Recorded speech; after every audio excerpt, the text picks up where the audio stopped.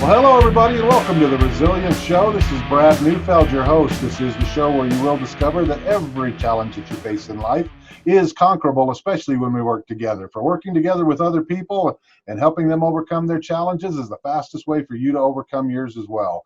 And that's what this show is dedicated to and all about, is to helping you overcome those challenges of life. And so, thus the name Resilience, because that's what we're all about. Today's guest, oh my gosh, all the way from Western Australia. And I can't believe what a good connection we have. Well, both mentally, spiritually, and everything else, right? And physically, with the microphones I'm talking about. But anyway, my guest today is Sarah Griffiths. Sarah is one of the leading, if not the leading, trauma therapist on the planet today. Sarah, you have done a lot of good in this world, and I am just excited to have you on here today. And Sarah, for those of you who don't know, she is the creator of the Rapid Transformational Therapy model, and we're going to talk about that in great detail today as well. And also, she's a podcaster, and she's got her podcast that's called Becoming the Light from the Shadows of Abuse, and you can hear that right here on the Resilience Talk Network. And so, Sarah, let's get started. Oh my gosh, I've been looking so forward to this, and glad you're doing well. And tell us what led up to you becoming who you are.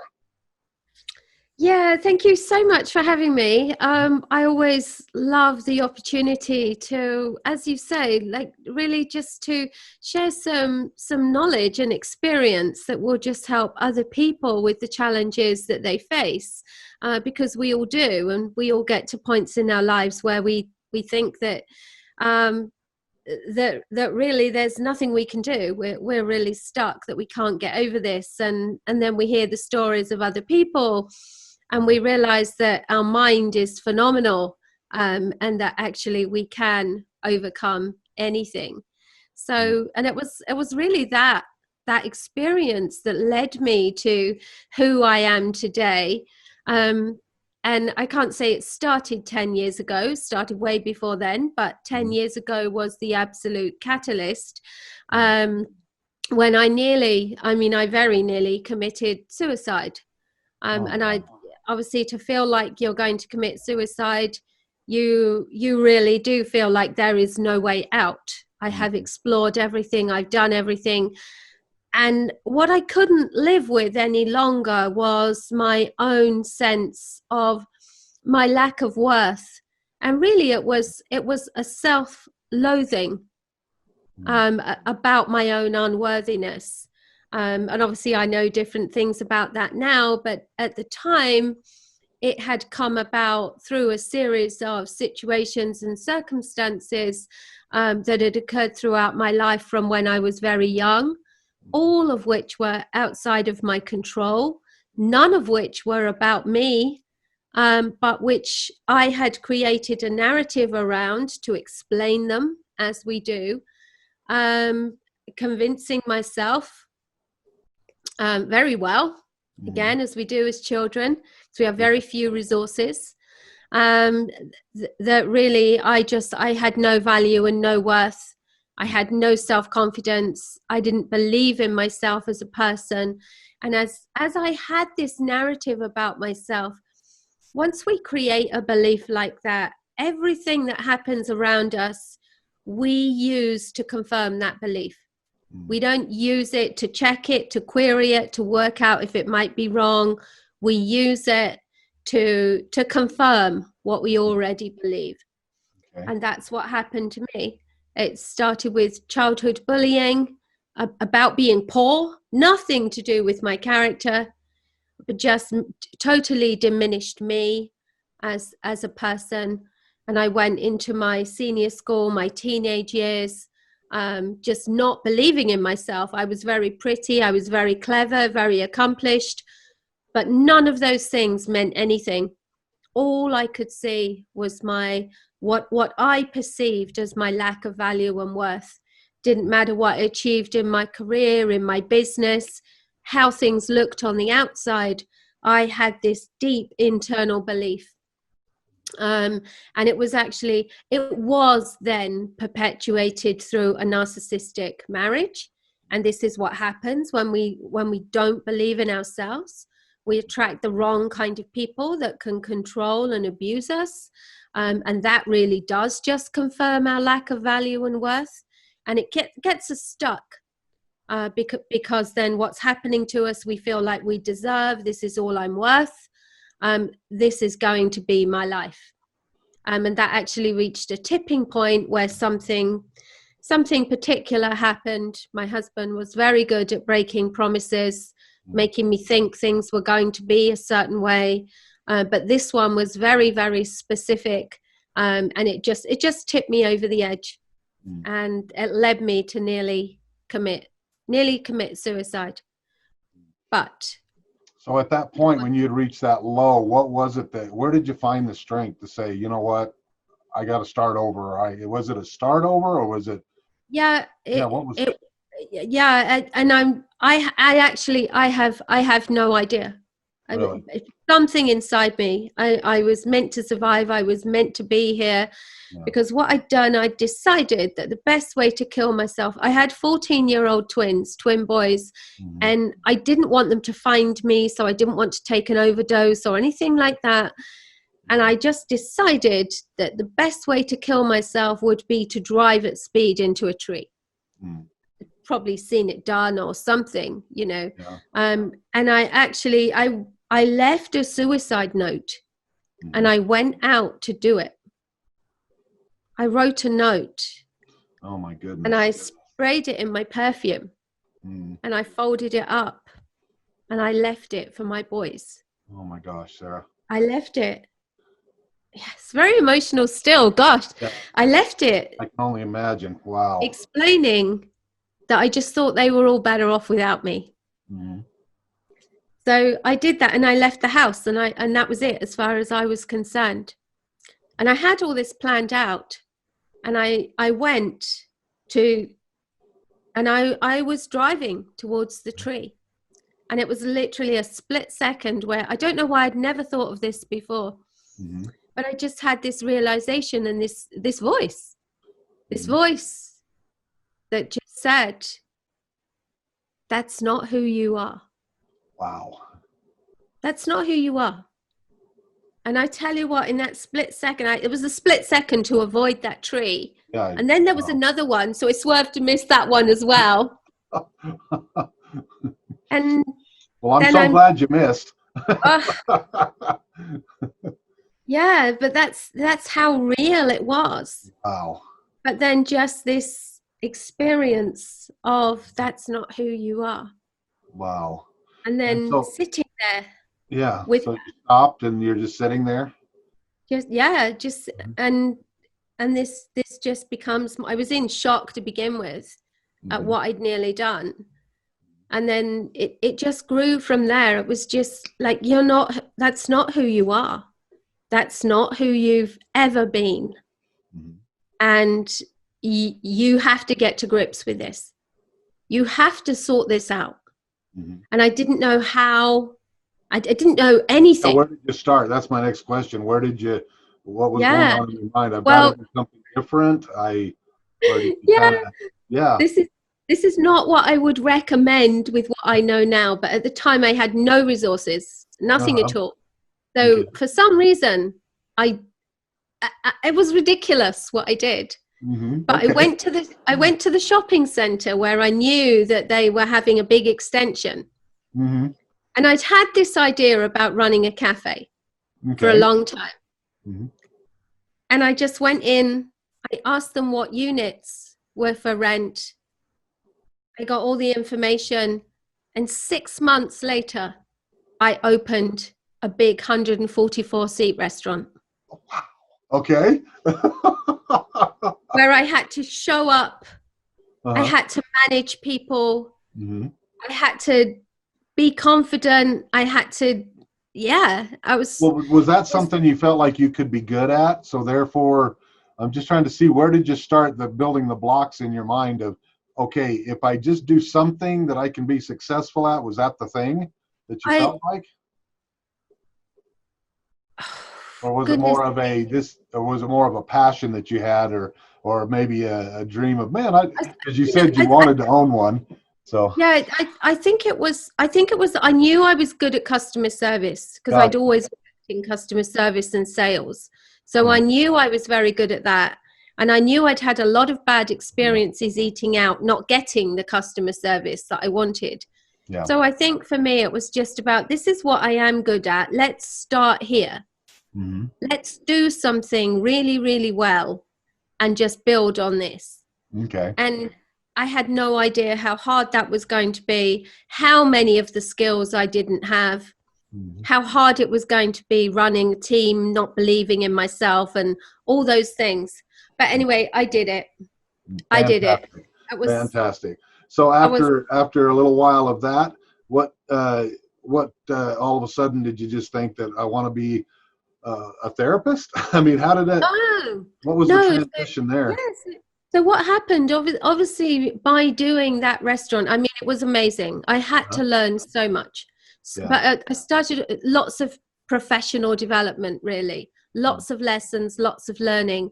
And it took me about 2 years to start to feel comfortable, to start to think, hey, maybe you are okay.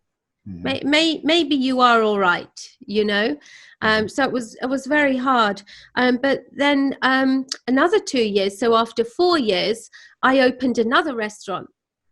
mhm, And after I'd been running that one for a few years, I started to have people come to me. Oh, 2 years actually, 6 years altogether. I had people starting to come to me and ask me about what would I do if mhm. I wanted to do what you've done. So I kind of fell into business coaching and life Interesting. coaching. And I Yeah. didn't even know that's what it was. Mhm, But I could see that I was making a difference to people. mhm, People who would say, oh, I could never do that. I would kind of share things about myself and mhm, say, well, look, if I can do it and I came from here and this is how I used to think about myself, then you can do it too. And this is how. Um, so it started there. And then what I realized that just like me, everyone that was coming to me had some kind of trauma in the background, that mhm, their blocks, and they weren't business blocks, they're personal, they're about you. It's always about you, always, no matter what it is. They were looking at things outside of themselves, and that's not where the problem was. And mhm, from my own experience, I knew this because I could hear so much of myself in what people were saying. So I was very easily to say, it's not that. That's not what your problem is. Your problem is you, how mhm. you're thinking about yourself, how you're looking at yourself. And then Okay. I thought about this and I thought, you know what, my own journey, by then it had been 6 or 7 years. I was thinking it's been so long and so hard. And I don't want this for other people. And there has to be a faster way. And that's when I started to research. And that's when I started to find out all about the subconscious and how the subconscious works and everything. And actually, you said in the beginning that I created the RTT system. Mhm. I used it. I didn't actually create it. It Okay. was created. It was created by Marissa Peer. She's one Okay. of the top therapists in the world. Mhm, She created it, and because I was searching for something, I came across her. And what she was putting out online, I just thought, this is just too good to be true. This cannot be real. mhm, So I followed her for quite a while, about 8 months, just trying mhm. to convince myself that Okay. this could be real. And in the end, I just went, she's the real deal. She's doing this work. People are getting these results. I have to learn to do what she's doing so that my clients have an easier and a faster journey than I did. Mhm, And then it was really all about the focus on trauma as well that came into it, because I'd done so much of my own healing and research and everything. And I realized that I knew a lot about trauma, that mhm. I knew, because I'm like a sponge. I'm always soaking up knowledge. Right. And really it was putting those things together, training with her, my own experience. And I've taken what I learned from her into my own system. So some of what she taught me, coupled with what I've learned since, from the experiences of my clients, what works, and put it together with my own experience and my own journey, and just created something that rapidly helps Mhm. people deal with the effects of past trauma and to move forward in their lives. Okay. So you had the training from her. Was there other trainings that you needed or that you Oh, went well, through? yes, to be honest, it's constant. Because Like I'm you a say, you're a registered, sponge and you yeah, just want to, yeah, right. yeah. I'm a registered clinical hypnotherapist, and obviously we have a requirement Hmm. to do ongoing professional development, Right. and yeah, so it's ongoing. But outside of what's actually required, I mean, I do hundreds more hours because it's just constant with me. And I don't know whether everyone works like that, but I'm just always following what's the newest ideas, the latest thing, Hmm. and from my clients, finding out what works, what doesn't work, why did they get stuck here, Hmm. those kind of things. Yeah. Okay. So that's Yeah. how it all came about. And I know for our audience here, if they, I know you probably work with several people who have been to other, maybe I just call it traditional therapy, maybe. And do you Oh, find that it just doesn't fit with them? And the reason I'm bringing this up is my audience knows what I've been through. And when I was younger, I was suicidal. I was in the process of making plans. I never really, went through with it, but I was there.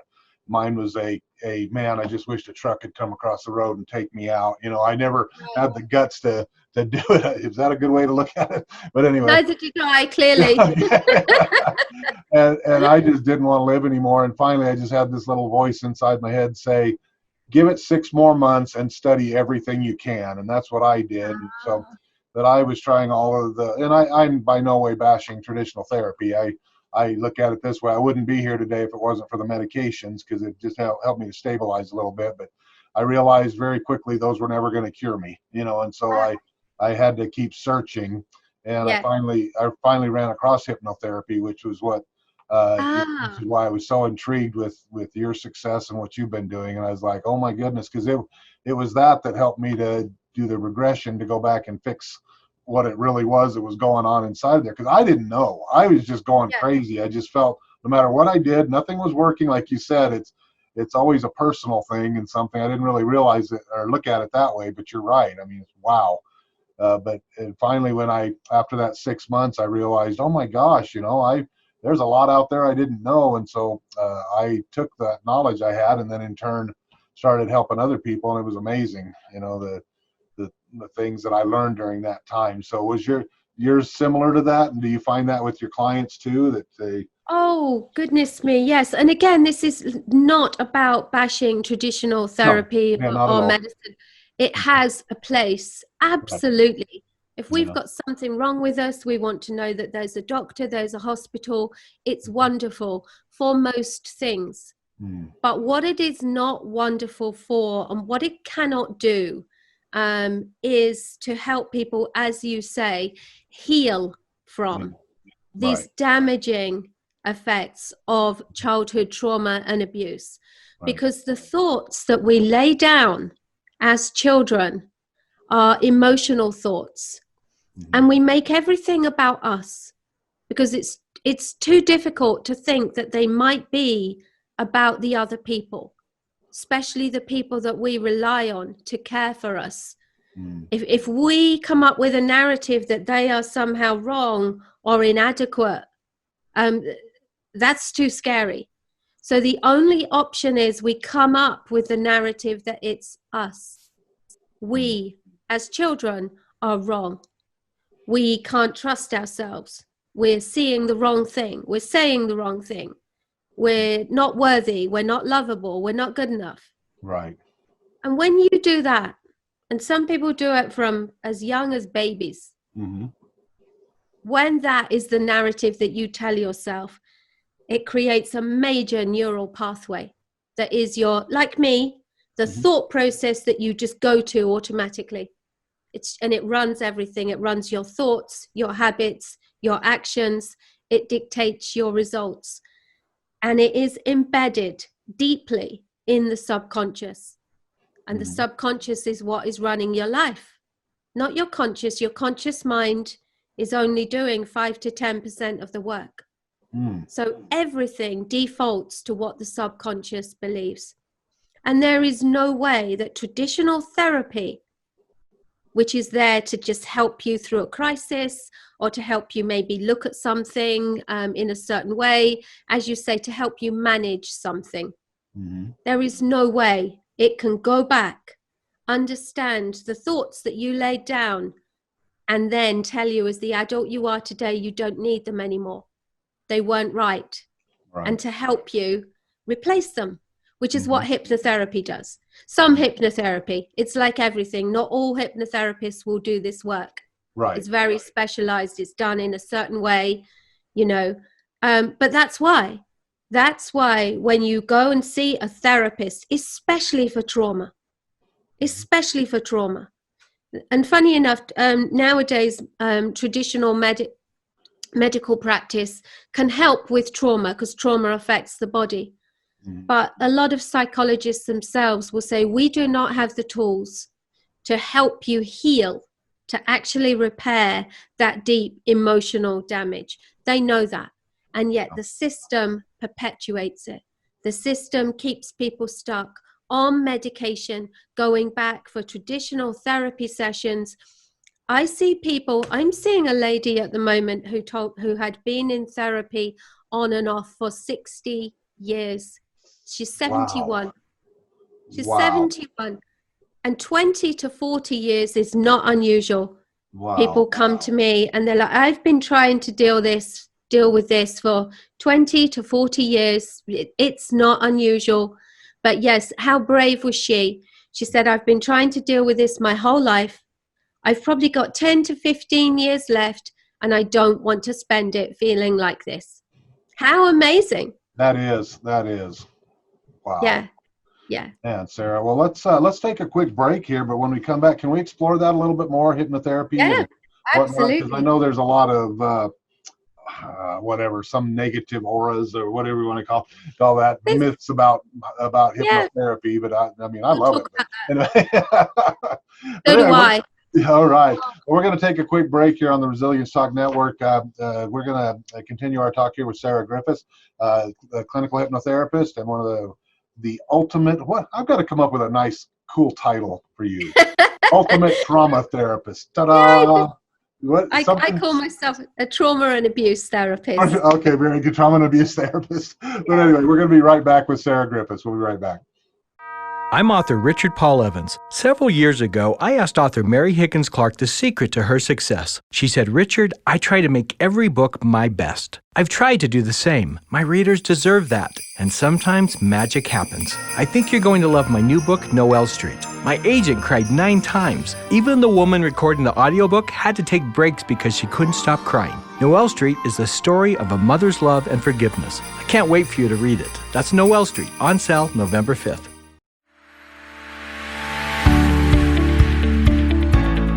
Hi everyone, I'm Sarah Griffiths. I'm an abuse and trauma therapist, and I'm the host of the Becoming the Light from the Shadows of Abuse podcast. And I invite you to join me every Monday at 7 p.m. Mountain Time, right here on 5 Kingdoms Radio, where I share stories to inspire women who are stuck in their abuse story and situation. And if you want to help me make an impact and bring about change and have a story to tell that seems to fit the bill, then please come on my show and share for others to benefit. And you can contact me at my email, sarah@sallyg.com. That's sarah@sallyg.com. And I really look forward to hearing from you.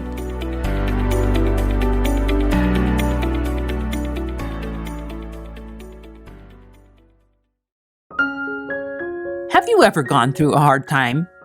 If you have, I'm sure you have at one point thought, nobody understands what I'm going through. My name is Tamara K. Anderson, and I'm the host of Stories of Hope in Hard Times. Join me on Resilience Talk Network, Monday through Friday at 12:30 p.m. to hear the stories of other people who have been through hard times and come through with hope, faith, and some tips that you can benefit from.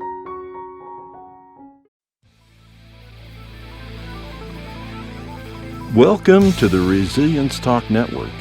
My name is Jay Walter, and I'm the host of Rebuilding, heard every weekday night from 6 to 7 p.m. You can listen in and learn how to face your fears, overcome obstacles, and make dreams a reality. So listen every weekday night from 6 to 7 p.m. right here on the Resilience Talk Network.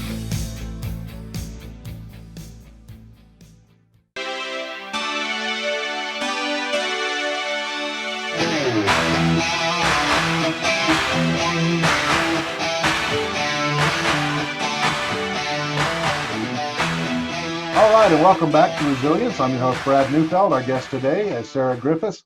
Sarah is a clinical hypnotherapist and trauma therapist. And also, we're going to talk about her podcast here in a little bit as well.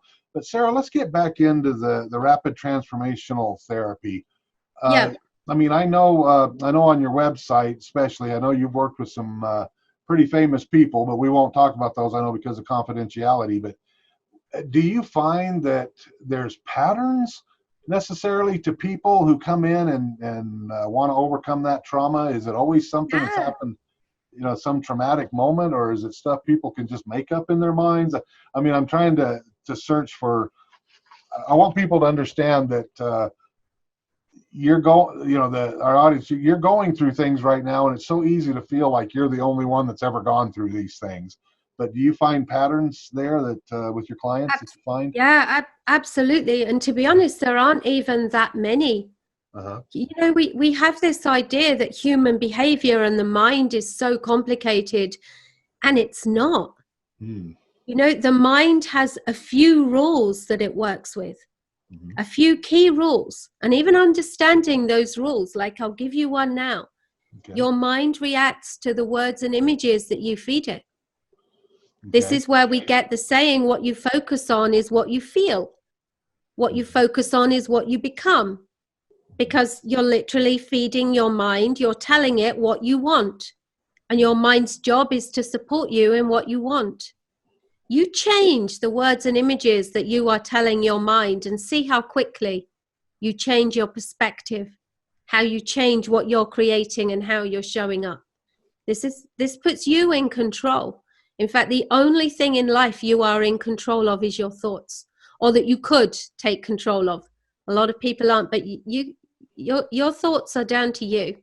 And when you can see what's happening, and the same thoughts are recurring, and you can ask yourself why, and you can start to check yourself and give yourself a different thought, a different process. That's life-changing stuff, and it's very simple. Very simple. But human behavior, yes. I mean, the thing is, how we respond as humans doesn't change across our demographic or according to how much money or how successful we are. The biggest factor is our human need for connection. Our human need for connection and to be loved, to know that we are loved, for certainty and security in our own lovability, to know that exactly as we are good enough and we are acceptable. And we go back to that root, and everything that goes wrong comes from there. Okay. Everything. So do you find that people where do they find that, I'll just use the word value, where do they find that within them? Is that something you can help them find? Oh, absolutely. And I mean, that's a big part of the work, Right. because when people have mental health and emotional issues, it all comes from that lack of value, but they weren't born with it. They weren't born when everyone, when they're born, has an instinctive knowledge of their own lovability and of their desire to be loved and to make connection. That's why if you put your finger there, a baby will wrap its automatically grabs. Connection. Wow. All right, there's my worthiness. I'm worthy of connection. Now someone will love me. Okay, so we're born with it, but then what are some of the things that happen that maybe cause us to lose it, if that's a good term? People happen. People experiences. People choosing to have children who are not capable or able of giving them the love, the attention, the affirmation, the support Yeah. everything that they deserve and that they desire. Mm-hmm. And when they don't get what they need, children don't look at the adults around them and say, oh, they're just not able to do that for me. Mm-hmm. Children don't think in that No, way. they don't think that, right? Until they're 6, they only have emotion. The logical part of the mind hasn't kicked in yet, isn't even formed yet. So it's all about emotion. So any rejection has to be about them. So we all form these stories that the things that we don't get in our life aren't due to the inadequate adults or due to situations or circumstances. As far as we're concerned, they're due to us. Mm-hmm. I must be unlovable. If my parents, who are alcoholics and drug addicts, are not there for me, are not feeding me, keeping me warm, protecting me, sending me to school, all of those things, it must be because there's something wrong with me. If I was good enough, they would love me. They'd love me, right? Yeah. And it doesn't matter. It doesn't matter what that narrative is. Yeah. It always comes back to that and perpetuates from there. Yeah. Mm-hmm. And So our lovability and sense of self gets taken away by people. Yeah. Well, and do you find this is accurate? This is something that I learned early on too, that just, I mean, the thought just overwhelmed me about how, especially with sexual trauma, if you just focus on that, I mean, there's, at one time I had heard some statistics that about 1 in 3 young women are sexually molested in some way, shape, or form by the time they're 18. And at the time it was 1 in 5 young men. And the statistic that there traumatized me in many ways, just thinking, oh my gosh, I was blessed to never have had that growing up. Mm-hmm. But then I thought, because I understood how that can affect a person's life for their life if they never do anything with it. And so I heard those statistics. That was traumatizing enough. But then I heard another statistic that less than 10% of those who have been sexually abused ever come forward and get any help for it. Well, and that's what I was about to say. The statistics that you're obviously quoting are the ones that we know about. Yeah, so absolutely. But here's going back to what I was saying, talking about sexual abuse, and you're talking about how it affects you for life. Right. And obviously, any childhood abuse almost inevitably leads to complex post-traumatic stress disorder. Mm-hmm. Some people obviously do move on in a different way, but complex post-traumatic stress is very common. And the element that comes into it, if you think about being sexually abused, the reason it is so debilitating and literally strips someone of their value and worth is because, again, they do not see that the adult is at fault. What they see is, I must be really bad. I must be really faulty and defective and useless and worthless for someone to treat me in this way. Mm-hmm. Taking it on about me again. So it's not actually the event that causes the damage. We can get over events, all of us. We can overcome events. What is hardest, what gets ingrained, is how it leaves us feeling about ourselves. Mm-hmm. And this is where my approach is different, because my approach to everything is always, what happened to you? Mm-hmm. Is what I ask my clients, no matter what they turn up with: anxiety, depression, complex post-traumatic stress, assumed bipolar, which is often complex post-traumatic stress anyway. I don't worry about those things. It's all, what happened to you? These are the symptoms. What does my client believe about themselves that doesn't serve them? And what do we need to change it to? Okay. That's the work. That's the process. Okay. And in the rapid transformational therapy model that you use, is it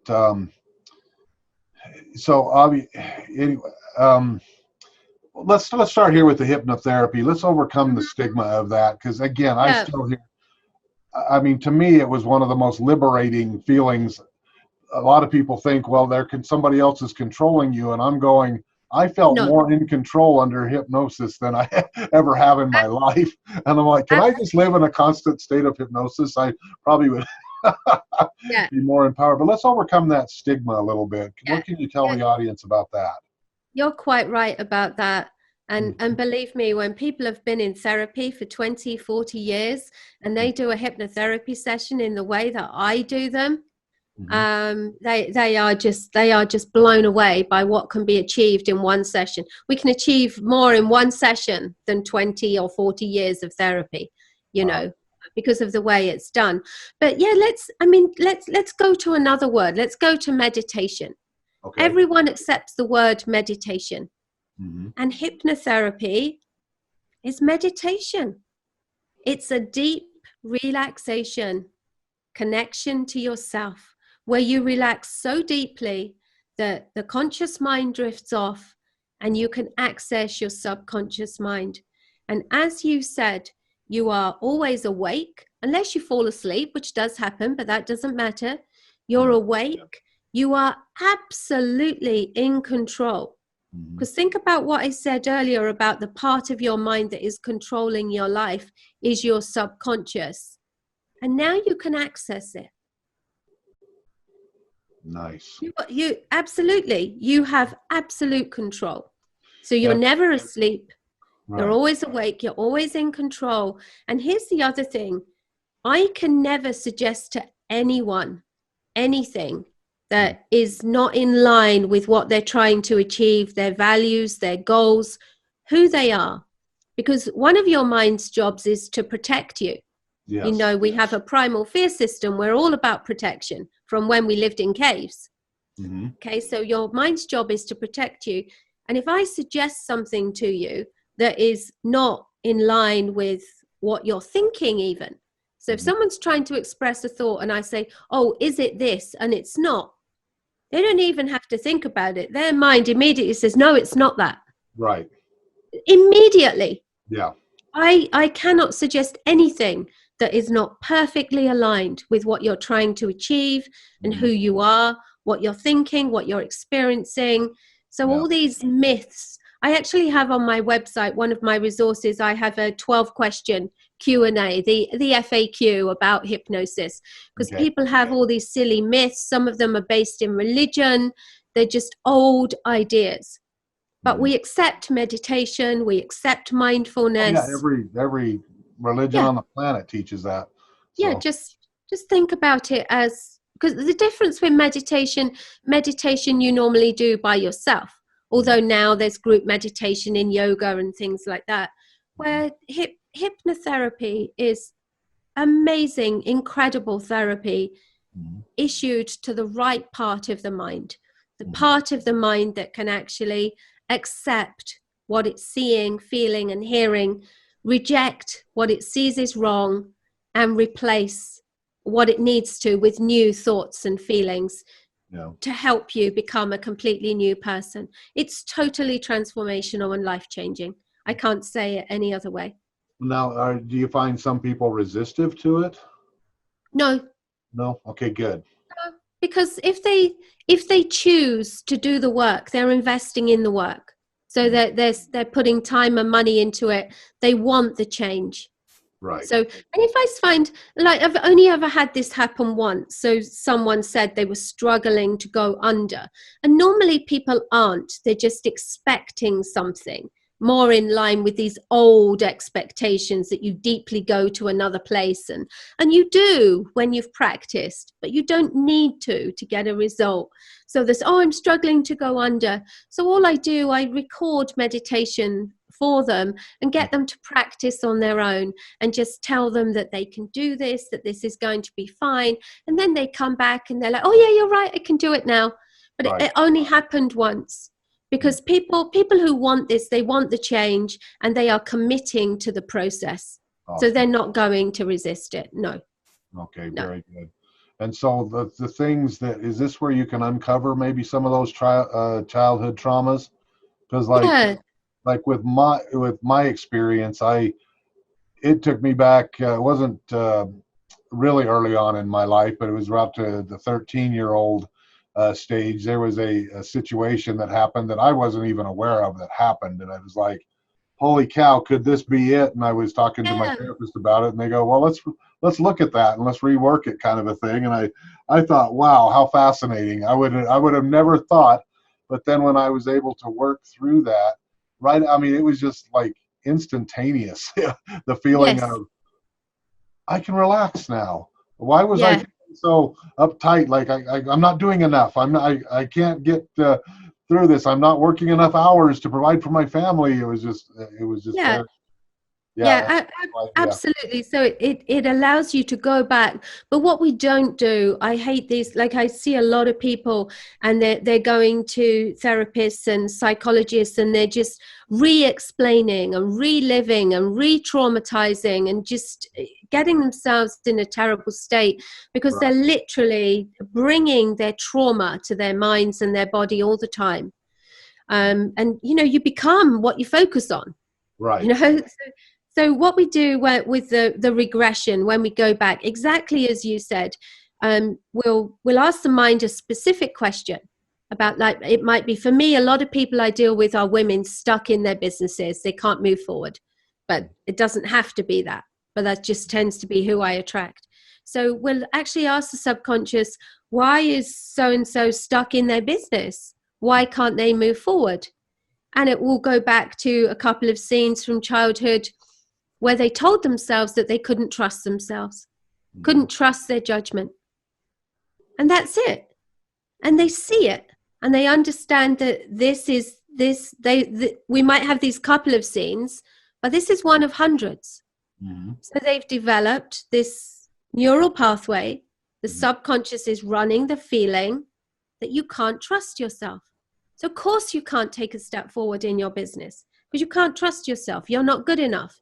No one wants to hear from you. You might do it wrong. You haven't got it right. It's not perfect yet. Right. All of these things. And we see all of this clearly. And as the adult that you are, you're able to look at it and go, but that's not me. That's not who I am. I can see why I developed that as a child. Yes, I can see that the adults around me were inadequate or my circumstances were difficult, and you see clearly why you formed the narrative that you formed. And you see what you formed, and you're able to just say, well, that doesn't apply to my life today. Let's have a new thought. Let's have a new way of thinking, of seeing this. Yeah, what a beautiful thing. Let it go. Yes. So we do the discovery, we do the understanding, we do the healing. And that's why it's so fast. Like you said, something that people could not possibly come up with in therapy because they just don't know. They've been over and over and over it, and they don't know. But the subconscious mind does. And it only takes a few sessions. Yeah. It only takes a few sessions. It's amazing. Yeah, I love it. I cannot say it has changed my life because I thought I'd done a load of healing. Yes. And then I went, when I started to study this, and I went and did my 2 weeks in person with Marissa Peer. It changed my life. Right. I discovered things I didn't know I was holding on to.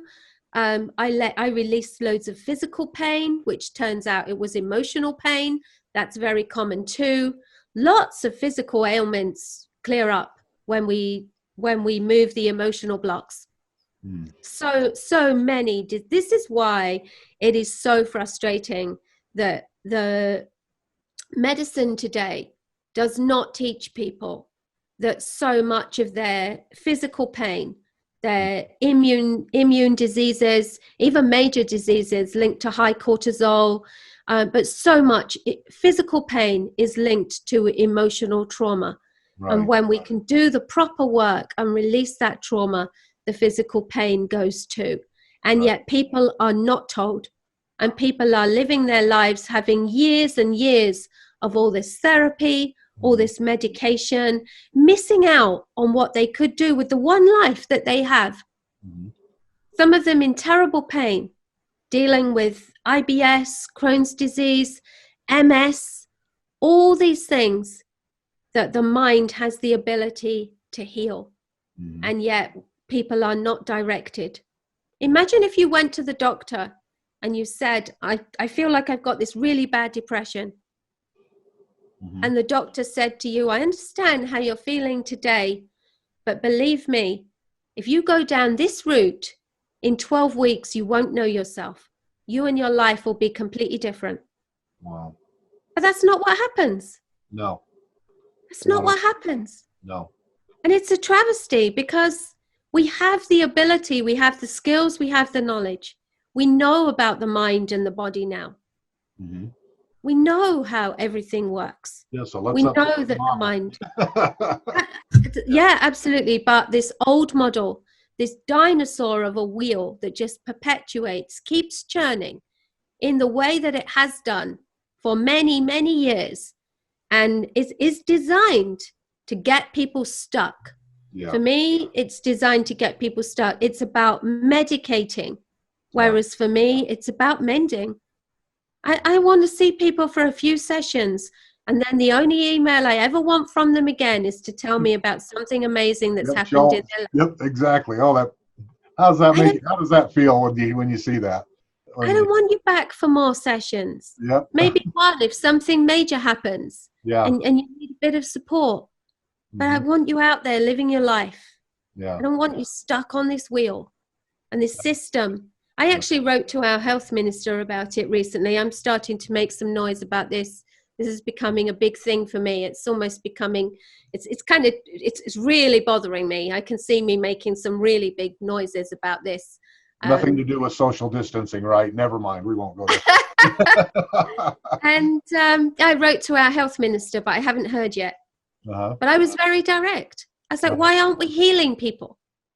Why aren't we healing people? You've got a system that will pay for people to go to a psychologist for 10 sessions or whatever, that they don't get anywhere. It just has them stuck on Social Security, not able to work, very sick. Why are we not healing people and helping them live their lives? Yeah. Anyway, I could get carried away on that. It really winds. Let's, due to lack of time, I know you have other appointments going on, but let's have one more fast break. And when we come back, let's talk about your podcast. Well, thank you. Yeah, great. Thank you. We're getting rave reviews on it here on the station, Sarah, and so I wanted to ask you questions about that. And so, but anyway, we're going to take a quick break here. Our guest today, Sarah Griffiths, and we're going to talk a little bit more about her podcast and some more amazing things that she's been able to accomplish, and we'll see what happens. Have you ever gone through a hard time? If you have, I'm sure you have at one point thought, nobody understands what I'm going through. My name is Tamara K. Anderson, and I'm the host of Stories of Hope in Hard Times. Join me on Resilience Talk Network, Monday through Friday at 12:30 p.m. to hear the stories of other people who have been through hard times and come through with hope, faith, and some tips that you can benefit from.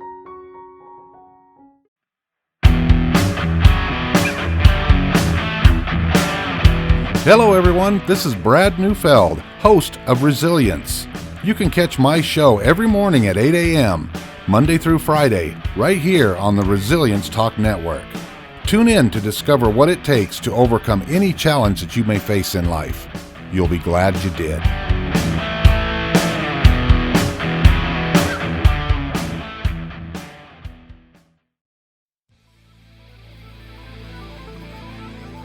Welcome to the Resilience Talk Network. My name is Jay Walter, and I'm the host of Rebuilding. Heard every weekday night from 6 to 7 p.m. You can listen in and learn how to face your fears, overcome obstacles, and make dreams a reality. So listen every weekday night from 6 to 7 p.m. right here on the Resilience Talk Network.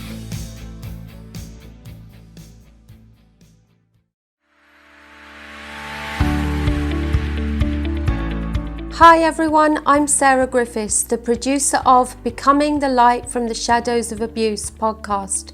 And you can listen to my show every Monday at 7 p.m. Mountain Time, right here on Five Kingdoms Radio.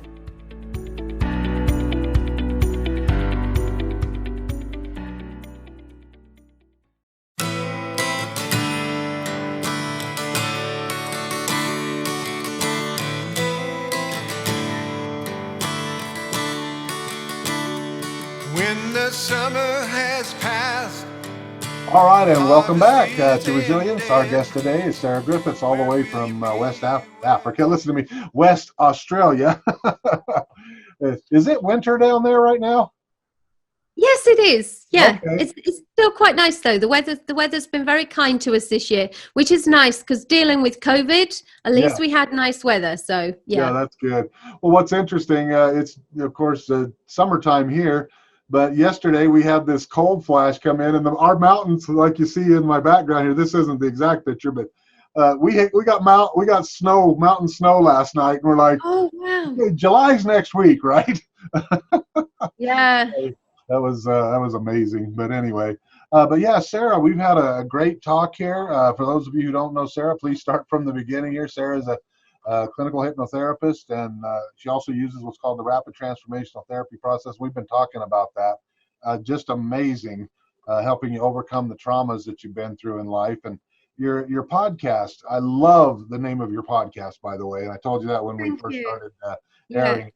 Becoming the Light from the Shadows of Abuse. Yeah. Who is your target audience for that, Sarah? I mean, what do you talk about on there? Yeah, so I really wanted to do this. This for me, this came out of a desire because we were talking before about traditional medicine and how it has people stuck, and it really has people believing that they cannot overcome severe depression, anxiety, complex post-traumatic stress, that the most you can do is manage your symptoms and live with things and adapt. And this narrative that I was hearing from so many people that is so completely false. Like my example of myself, no one who ever meets me has any idea that I have background trauma or that I used to have complex post-traumatic stress. I am over it as if it never happened. Okay. Yeah. So this is not true. And I just thought I need a way to tell people outside of my own story, because I'm sure people think, like sometimes people might say, oh, you could make up anything, you know. So let me get in touch with other women who have been through incredible traumas and have overcome them to create great lives for themselves. So that's what I did. Some of them were my clients. Some of them were through people that I knew. I just put the word out.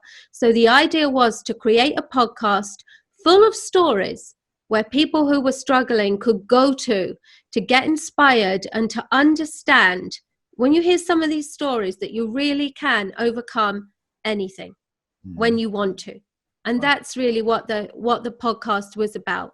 So the audience is anyone. I mean, who can't be inspired by people overcoming major issues in their lives and just creating phenomenal success for themselves? But I think probably that most people who listen to it are the kind of clients that I tend to draw. So probably women between 30 and 55 who are just looking for that inspiration so that they can get out of themselves, get out of their own way, and start to do what they're here to do. And they come from a variety of backgrounds, I've noticed, just what I've heard. My goodness, there's got to be, for the listeners of this podcast today, trust me, there is someone that Sarah has met with that matches your challenges that you're facing right now. Yes, and we've just done, it hasn't been going that long, as you know. I launched it a few months ago. So we've just finished series 1. We're taking a bit of a break, and we're going to start working on the snippets. We're going to start using the snippets, the really important lessons, and promoting those to help people before we start recording series 2. But yeah, I'm thrilled with the response that I've had and how what people have said it has helped them do. And just if it helps you to understand that you are not the only person like this. You are very much like so many other people out there, and that you are capable of anything and everything. As you say, I do work with some wealthy and some famous people, and some of them are telling their stories too, which is fantastic. But yeah, right across the spectrum, I'm thrilled with that podcast and what it is. So thank you. Thank you so much. It's going very well, and it can be. There's many places that you can access it on our network here. She's on the Resilience Talk Network. You can get on the station at resiliencetalk.com. It's resiliencetalk.com, and you can click a link right there on the front page to get to the station. And Sarah, your show, I mean, we started out with you being just on Monday nights, but we were having people, I was having people call me say, well, does she have other shows and all this? So you're on. Wow. Yeah, you're on every evening. I don't know if I've told you that, 7 p.m. Oh gosh, I didn't know that. No, thank you. You're on Monday through Friday. So you're wow. one of our hit shows. So thank you for. Thank you so much. Wow, how amazing. Okay, so if somebody wants to get a hold of you, how do they find out more about your world, and how they can sign up to help for you to help them? I know that you'll have the show notes here, but the easiest way for someone to remember is go to my website. My website is just sallyg.com. So that's the name Sally followed by the letter G, sallyg.com. You can find out about me, my work, the podcast, my YouTube channel, and the most important thing is that you can access me. So now, because this work is so specific and I want to make sure the people I'm working with understand what I'm doing and that I'm going to get them the result that they want. That is so important to me. So I never work with anyone without spending a free session, I say 30 minutes, it's often more, just to find out where are you at and what do you want to achieve, and to make sure we click and connect. So people can book in for that session, ask me anything they want, and just see if you think that I can help you move forward with what you're dealing with. It's as simple as that. Fantastic. So sallyg.com, and again, it will be in the show notes. And so, Sarah, what an honor. Thank you so much for being on my show today. Thank you. I'm delighted to be here. Thank you. I can feel your passion and how you want to help people overcome this trauma that we've all gone through. But yeah, guys, take advantage of this. If you're hearing this, don't sit in it. You can overcome it.